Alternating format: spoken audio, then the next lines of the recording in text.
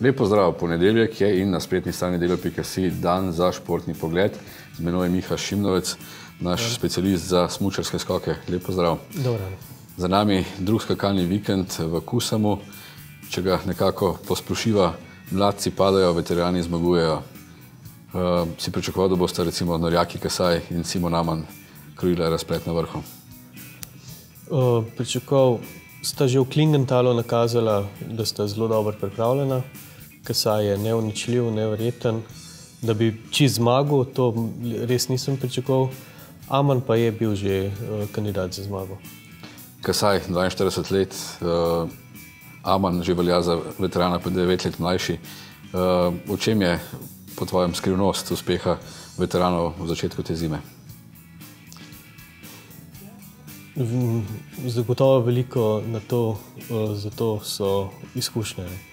V Kusamu so bile spremenljive razmere, veter in v takih izkušnjah so ponovadi najmočnejši tisti z veliko izkušnjami in te dva sta jih dobro unaučila.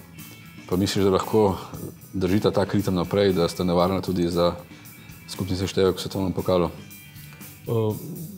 Zna biti, da bosta kandidata za skupno zmago. Konec koncev je Kasaj že v prejšnji sezoni skozi vso sezono zelo dobro držal. Amann pa, ko se je odločil na koncu prejšnje sezone, ali bo nadaljeval ali ne bo nadaljeval, zdaj se je odločil, da nadaljuje. In očitno je sproščen in uživa v skokih in to veliko pomeni za skakanje. Misliš, da je mogoče slika malo popačena, ker ni bilo Kamila Štoha minulo zimo najboljšega v svetovnem pokalu in olimpijskih igrah? Verjamem, da bi igral vidno vlogo, če bi skakal. Nažalost pa ga je poškodba Gležna ustavila.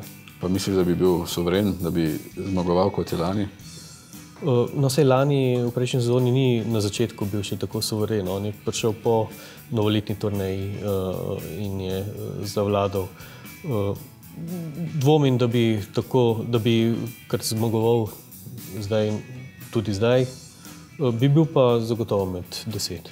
No, če se lotiva še Slovencev, Peter Prevc blizu stopničkam, vsekakor boljši začetek kot minulo sezono. Kaj praviš, kaj se obeta to zimo? To je njegov najboljši začetek doslej.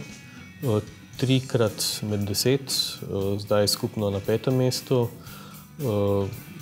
Glede na to, da on ponavadi še stopnjuje skozi sezono, je zagotovo v širšem krogu kandidatov za skupno zmago. No, sicer so se Slovenci na začetku malo lovili, pa zadnja tekma v Kusamu že kar ekipna, recimo.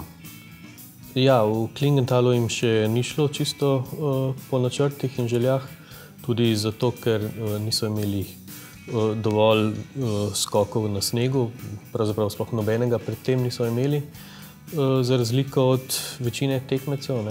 To se je zagotovo poznalo in tu se že malo so nadoknadili v Kusamu. Goran Janus je v pogovoru za Delo pred sezono dejal, da je želja pokal narodov in rumena majica v posamičnem seštevku. Misliš, da je to uresničljivo že to sezono?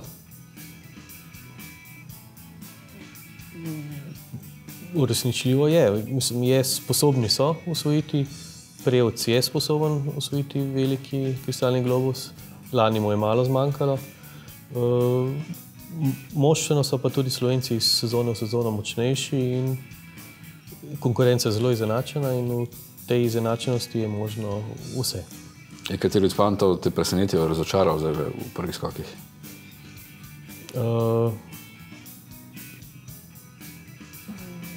Kranjec in Damjan se lepo pobirata iz tekme v tekmo.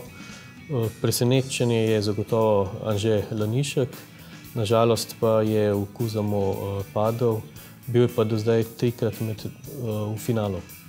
No, njegov padec smo videli, smučko je odneslo tja v en dan, lahko rečeva. So prišli do dna, kaj je bilo narobe. Je bil recimo on malo maren pri zapenjanju vezi ali je bilo kaj narobe z opremo?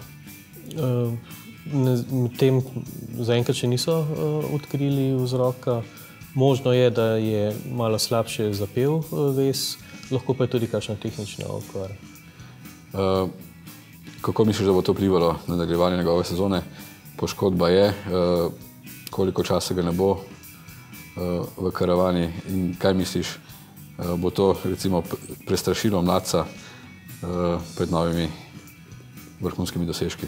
Dvomim, da ga bo prestrašilo, glede na to, da so to fantje mladi in pogumni, brezkompromisni. Zdaj bo zagotovo izpustil ta konec tedna tekmi v Lillehammerju, kjer ga bo nadomestil Nate Dežman. Bo pa se on vrnil, naj bi se vrnil v Nižnem Tagilu potem čez 2 tedna.